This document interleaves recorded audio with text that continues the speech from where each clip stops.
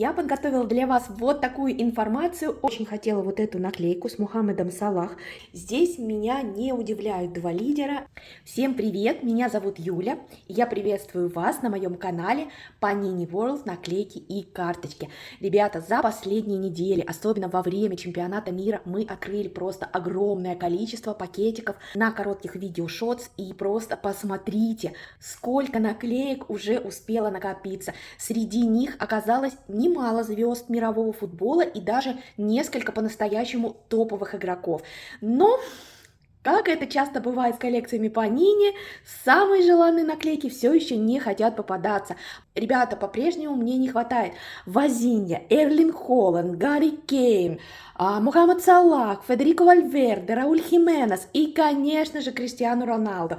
И сегодня мы с вами открываем вот такой вот железный тин. И надеюсь, что с помощью 8 пакетиков, которые находятся внутри этого железного тина, мне удастся пополнить коллекцию. Ну что, давайте открывать этот тин и посмотрим, что же у нас внутри. Итак, у нас с вами 1, 2, 3, 4, 5, 6, 7, 8. Все 8 пакетиков. Ну что, давайте приступать их открывать. Ну а пока мы с вами будем открывать пакетики, давайте посмотрим на результаты этого чемпионата мира. Итак, чемпионом мира 2026 года стала Испания. Давайте посмотрим, как выглядел момент, когда команда подняла Кубок мира. Ребята, это второй титул испанцев в истории. Первый она выиграла в 2010 году. Победный гол в финале на 106-й минуте забил Ферран Торрес. Именно его удар принес Испании чемпионство. Надеюсь, мне попадется здесь больше игроков из Испании, потому что в предыдущих распаковках пакетиков у меня их на самом деле не очень много. Так, первый игрок у нас из Египта, Иран, очень хорошо, у меня мало игроков из Ирана. Смотрим дальше. Сенегал. Ой, общекомандная съемка для Марокко. Класс! Ранее мне не попадалось, я очень-очень рада.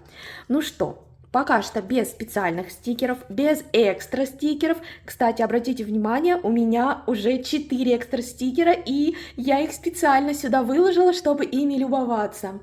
Ну что, ребята, время второго пакетика. И здесь на самом деле мне хотелось бы в памяти этого видео оставить общую фотографию с главным тренером сборной Испании Луис де ла Фуэнте. Ему 65 лет, и именно он привел Испанию к победе на чемпионате мира 2026. До этого под его руководством сборная уже выиграла Лигу наций 2023 года и чемпионат Европы 2024 года.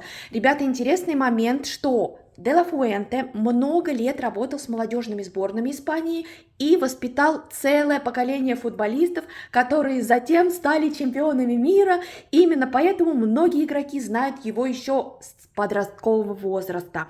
И мне очень нравится эта фотография, да, после финального свистка он не смог сдержать эмоций и вместе с командой поднял над головой главный футбольный трофей планеты. Мне кажется, это такой момент, которого ждет любой тренер. И знаете, обычно большинство зрителей знают игроков, но почти никто не знает человека, который создал эту чемпионскую команду. Поэтому давайте посмотрим на него еще раз и будем открывать этот пакетик. Ай-ай, аккуратненько открываю и смотрим. Бельгия. Очень хорошо. У нас Япония, общий снимок Бразилии, но мне кажется, что у меня такой мог уже быть. Вау, и следом идет бразильский игрок. Здорово. Гаити и Мексика. Класс. Ребята, а теперь давайте посмотрим, кто получил главные индивидуальные награды чемпионата мира 2026. Та-да-да-дам! Первая награда – это золотой мяч, как лучший игрок чемпионата мира получил Родри. Это капитан сборной Испании. Давайте на него посмотрим. Родри играет на позиции опорного полузащитника, и многие эксперты считают его одним из самых умных футболистов современности. Ребята, я про него читала много информации, и вот интересный факт, который я решила добавить в видео. До победы на чемпионате мира Родри уже выигрывал Лигу чемпионов, чемпионат Европы и стал обладателем золотого мяча. Пожалуйста, посмотрите на фотографию. Большой золотой мяч, который у него в руках, ежегодно вручает журнал France Football.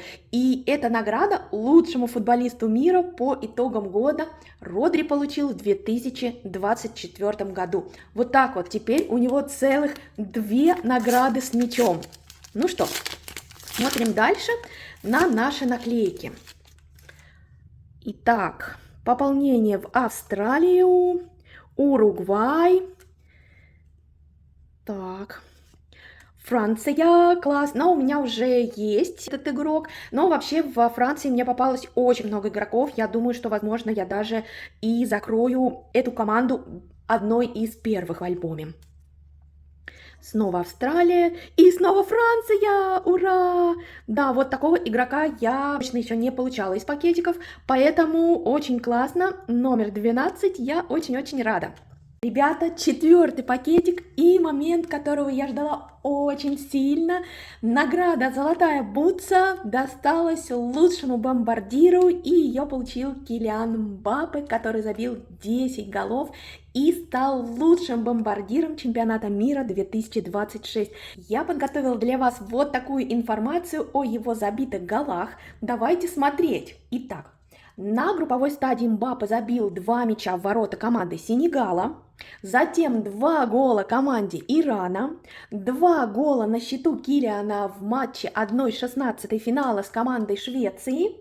В 1/8 финала он реализовал пенальти в матче против команды Парагвая. И в четверти финала еще 1 гол в ворота Марокко. А потом у нас был просто дождь из голов за 3-е место Франция и Англия, где Килиан Мбаппе забил еще 2 гола. Вот такая вот крутая история с забитыми голами от Килиана Мбаппе. Ну что, ребята, давайте открывать следующий пакетик. Очень мне хочется экстра стикер или кого-то из игроков, которые я перечислила в самом начале, но пока что я никого из них не вижу. Ребята, если вы встречаете своего любимого игрока или какого-то супер классного игрока, которого я не отметила во время распаковки, пожалуйста, напишите мне. Ну что, пока даже ни одной блестящей, ни одного какого-то специального. Итак, где же мои супер крутые клейки?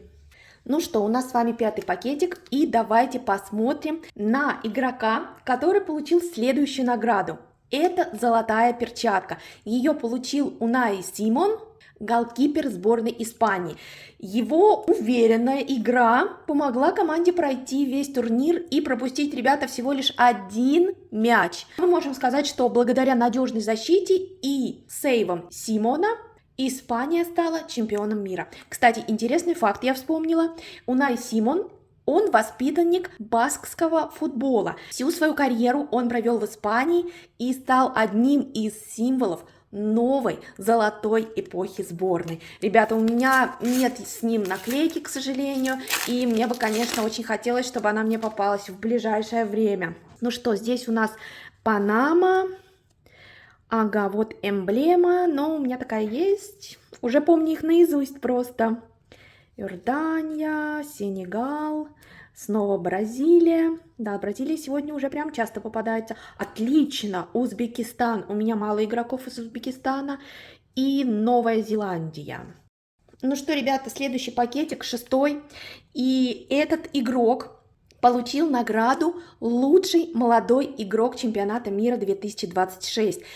Ему всего 19 лет, зовут его Пау Кубарси, и, несмотря на свой возраст, он сыграл очень уверенно и помог Испании провести один из лучших турниров в своей истории. Давайте смотреть, что же у нас в этом пакетике. Начало уже очень хорошее. Да, отличное начало. Это, скорее всего, у нас эмблема Бельгии. Снова Узбекистан. Кот-д'Ивуар, Америка, Бельгия, Уругвай и Египет. В общем, пока что никаких Криштиану Роналду мне не попадаются. И у нас с вами 7-й пакетик. Ребята, ну так как официальные награды все уже розданы, я думала, чему же посвятить этот 7-й пакетик. И решила, что этот пакетик будет посвящен 3 звездам чемпионата мира 2006, которые покорили болельщиков. Назовем это приз зрительских симпатий. Итак, первый наш герой – это Возинья. Главный сюрприз турнира – это вратарь Кабо-Верде. Перед турниром его знали только самые преданные фанаты, но после невероятного выступления на чемпионате мира 2026 он стал мировой звездой. Я, кстати, сама на него подписалась. И его популярность в Инстаграм выросла в десятки тысяч %. Это один из самых удивительных случаев турнира. И, ребята, герой номер 2 – Эрлинг Холланд, новый любимец миллионов. Вообще он, конечно же, уже был суперзвездой, но после чемпионата мира его популярность выросла еще сильнее. Ну, здесь я была на него подписана ранее, и поэтому я просто смотрела, как резко увеличивается количество его подписчиков в Инстаграм просто миллионами. Давайте на него посмотрим. Мне кажется, что его эмоции, празднование голов и, конечно же, его харизма сделали его одним из самых обсуждаемых футболистов турнира. Давайте еще раз посмотрим на этот момент. И пойдем к следующему герою, это Ламин Ямаль. Конечно, несмотря на то, что он не получил награду лучшего молодого игрока, я на самом деле думала, что это будет именно он, но он остается одним из самых ярких молодых футболистов мира. И мне кажется, что после победы Испании его аудитория в социальных сетях продолжила стремительно расти. Точнее, мне не кажется, а это так и есть. Ну что, ребята, кстати, Ламин Ямаль мне не попался ни разу. Ну, ровно как и Эрлинг Холланд, ровно как и Возинья. И я очень-очень жду этого момента, когда я увижу наклейку с ними. И вот я их все листаю и не вижу. Мне это, конечно, немножко расстраивает, но вратарь, кстати, английский. Иран, Алжир и Сенегал. Ребята, ну что я могу сказать? Пока что мне кажется, что вот этот железный тин у меня самый неудачный, потому что даже бумажные блистеры были более удачные, чем этот железный тин. Ну что, 8-й пакетик, он у нас тут перевернулся, может быть, к счастью. Но напоследок мне бы хотелось сказать о музыке чемпионата мира. Официальной песней чемпионата мира 2026 стала композиция «Дай, дай», которую исполнила Шакира и Burna Boy. Эту композицию впервые представили перед турниром, а затем Шакира исполнила ее в перерыве финала чемпионата мира. И эта песня очень быстро стала мировым хитом и набрала миллионы прослушиваний. А после финала ее популярность возросла еще сильнее. И, кстати говоря, для Шакиры это уже 4-й чемпионат мира, с которым связана ее музыка. Давайте еще раз посмотрим на эти очень классные зажигательные кадры и откроем наш пакетик. Фух, ну, надеюсь очень сильно на удачу, ребята. Пока что я бы сказала, что это один из самых действительно худших по наполнению блоков или боксов, или, как сказать, ну, вы сами видите. К сожалению, ни одного игрока из тех, что мне бы хотелось найти, и сегодня, к сожалению, без экстра стикеров, но с учетом того, что я открыла, ну, наверное, на сегодняшний день порядка 65 пакетиков, у меня целых 4 экстра стикера, хотя мы помним, что один экстра стикер заявлялся на 100 пакетиков, поэтому, конечно, это удача, конечно, уже очень много игроков. Ну что, ребята, теперь я все рассортирую по командам, мы с вами будем клеить эту гору игроков и посмотрим отдельно по каждой команде, как они выходили или не выходили из своей группы. Ну а пока что я пошла все это сортировать. Ребята, все готово. Теперь нам предстоит наклеить большое количество наклеек, но чтобы это было делать еще приятнее, давайте посмотрим и вспомним результаты матчей команд в каждой группе. Так как мне не попался ни один специальный стикер в начале альбома, то давайте сразу посмотрим на карточку группы А, в которую у нас вошли Мексика, Южная Африка, Южная Корея и Чехия. Из этих стран, как мы видим, в 1/16 финала вышла Мексика с первого места в группе, Южная Африка со второго места в группе и Корея заняла третье место и не попала в число лучших команд, вышедших с третьих мест.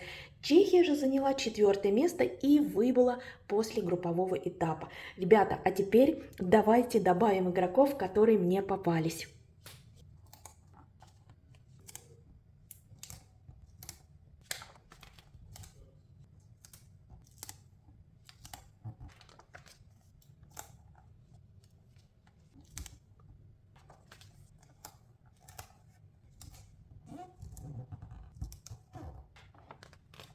Ну, а дальше у нас с вами идет группа Б и Швейцария, которая вышла из группы с первого места и в дальнейшем победила Алжир со счетом 2-0.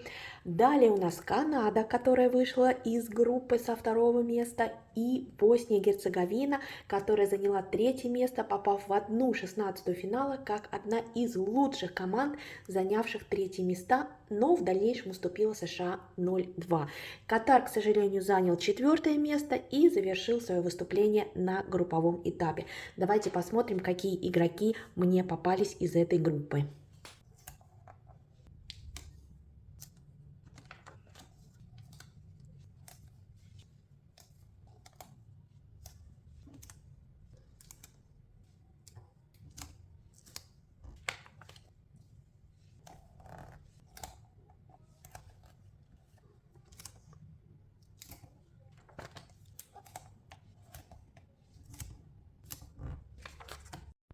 Друзья, одна из моих любимых групп – это группа С. Бразилия, Марокко, Шотландия и Гаити. Здесь меня не удивляют два лидера. Это, конечно же, Бразилия, которая вышла с первого места и в дальнейшем победила Японию 2-1. И Марокко, которая вышла со второго места и победила Нидерланды по пенальти 3-2 после ничьи 1-1. Шотландия заняла третье место и в число лучших команд не вошла.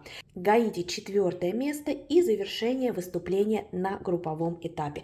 Ребята, давайте быстрее клеить, ведь мне попалось очень много наклеек.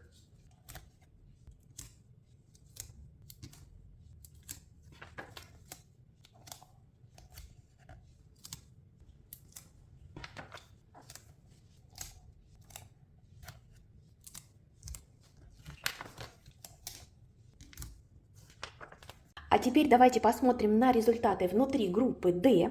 США у нас вышла с первого места и победила в дальнейшем Боснию и Герцеговину 2-0. Австралия вышла со второго места, сыграла с Египтом 1-1, но уступила в серии пенальти. Парагвай занял третье место, вошел в число лучших команд, занявших третье места, и попал на 1/16 финала. Турция, ребята, к сожалению, заняла четвертое место и завершила выступление. Давайте посмотрим, что мне попалось из этой группы.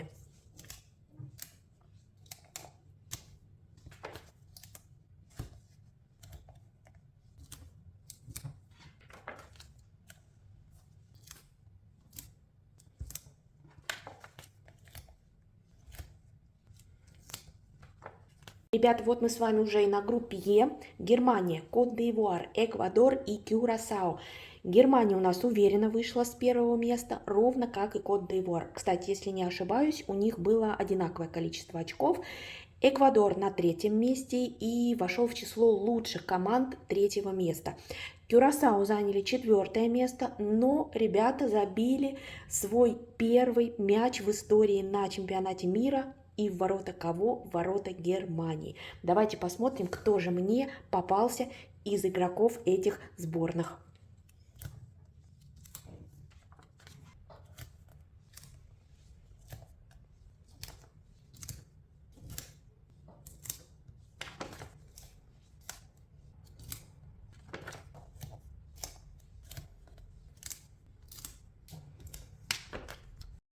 Ребята, вот уже практически середина, группа F, Нидерланды, Япония, Швеция и Тунис. Нидерланды стали единственной командой группы F, которая не проиграла ни одного матча в основное время турнира.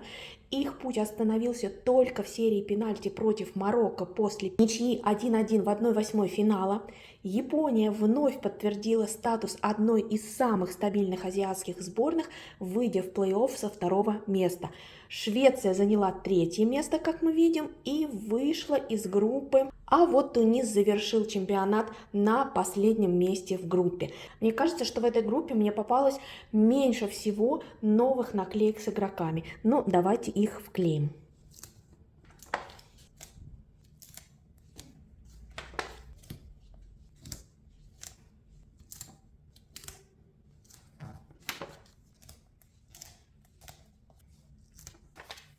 Ребята, следующая у нас на очереди группа G. Это Бельгия, Египет, Иран и Новая Зеландия. Давайте посмотрим на карточку. И мы видим с вами, что Бельгия у нас заняла первое место в группе. Египет занял второе место и впервые в своей истории вышел в плей-офф чемпионата мира. Иран занял третье место в группе, но оказался, к сожалению, девятой командой среди 12 занявших третьи места, тогда как в плей-офф у нас выходило только 8 лучших из третьих мест.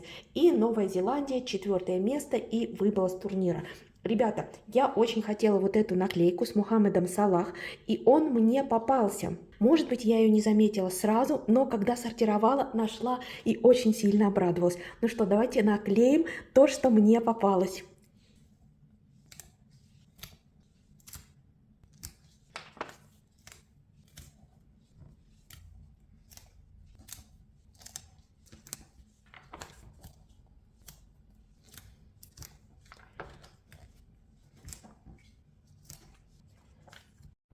Ну что, давайте теперь посмотрим на результаты группы H. Это Испания, Кабо-Верде, Уругвай и Саудовская Аравия. Ребята, здесь у нас чемпион мира 2026, это Испания, которая сначала заняла первое место в своей группе. И несмотря на неудачный старт, сыграв с Кабо-Верде 0-0, что стало на самом деле одной из первых сенсаций турнира, дошла до финала и стала чемпионом мира 2026. Кабо-Верде. Второе место и главное открытие группы. В своем первом в истории чемпионате мира сборная сразу же вышла в плей-офф, а Уругвай, двукратный, между прочим, чемпион мира, не смог выйти из группы, уступив второе место дебютанту Кабо-Верде. И Саудовская Аравия четвертое место. Ну что, давайте дополним эту группу новыми наклейками.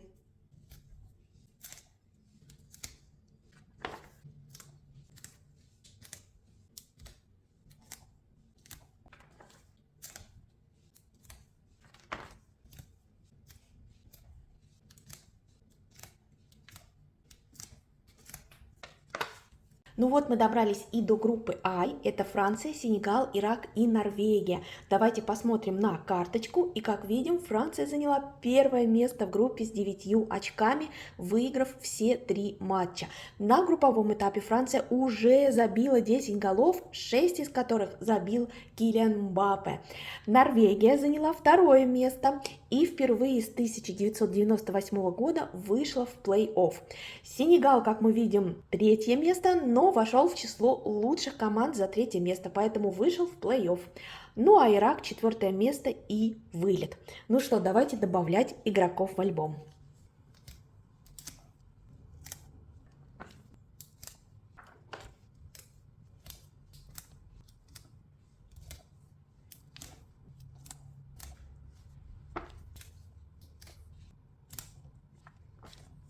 Вот мы с вами уже и дошли до группы J. Это Аргентина, Австрия, Алжир и Иордания.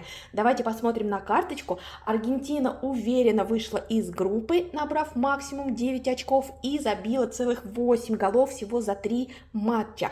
Австрия и Алжир набрали одинаково по 4 очка Их очный матч завершился 3-3, поэтому второе место определилось только по общей разнице мячей. Так, Алжир занял третье место, но стал одной из лучших команд среди занявших третье места. Иордания дебютировала на чемпионате мира, но, к сожалению, проиграла все 3 матча, хотя сумела забить в каждом из них, как мы видим на карточке, хотя бы по 1 голу. А теперь давайте добавим наклейки.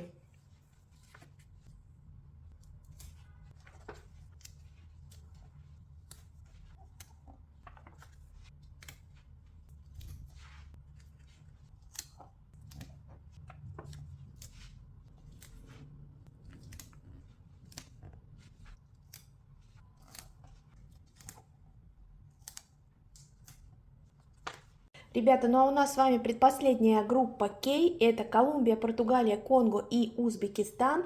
Колумбия заняла первое место в группе и стала главным открытием группы. После отсутствия на чемпионате мира 2022 команда вернулась на мировой турнир и сразу выиграла группу, опередив Португалию. Португалия же заняла второе место, как мы видим на карточке, а для Криштиану Роналду этот чемпионат мира стал 6-м. Конго третье место, вошла в число лучших команд, занявших третье места, поэтому продолжила борьбу в турнире. И Узбекистан впервые сыграл на чемпионате мира, но занял 4-е место. В этой группе у меня не так много наклеек добавляется, но тем не менее давайте их наклеим.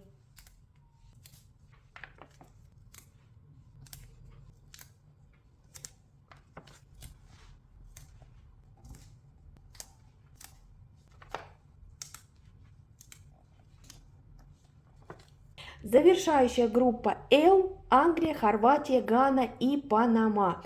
Англия первое место, 3 льва начали турнир с яркой победой над Хорватией 4-2, а затем забрали первое место в группе. Хорватия второе место, капитан команды Лука Модрич сыграл на своем 5-м чемпионате мира, что является среди футболистов редчайшим достижением. Гана третье место, но вошла в число лучших команд, занявших третьи места. Панама 4-е место и завершение выступления на групповом этапе. Ребята, вот в этой группе, мне кажется, мне попалось больше всего наклеек, поэтому клеить сейчас буду очень много.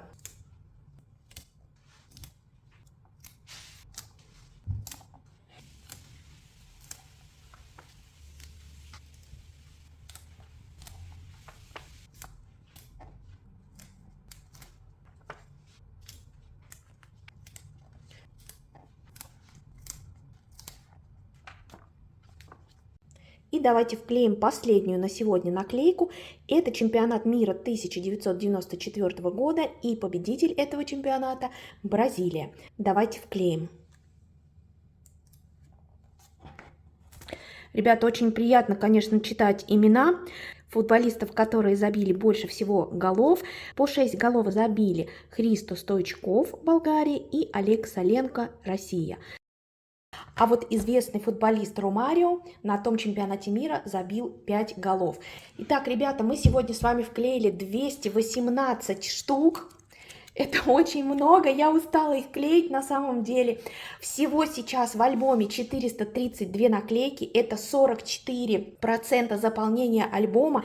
И вот посмотрите, как много мне попалось повторных наклеек, здесь более 120 штук. Поэтому я выхожу на путь обмена и продолжаю, конечно же, собирать эту коллекцию. Поэтому будем продолжать открывать пакетики на коротких видеошотс и запишем несколько еще полноценных видео с продолжением сбора этой коллекции. Пожалуйста, ставьте свои лайки, подписывайтесь и не пропускайте другие мои выпуски на канале Panini World.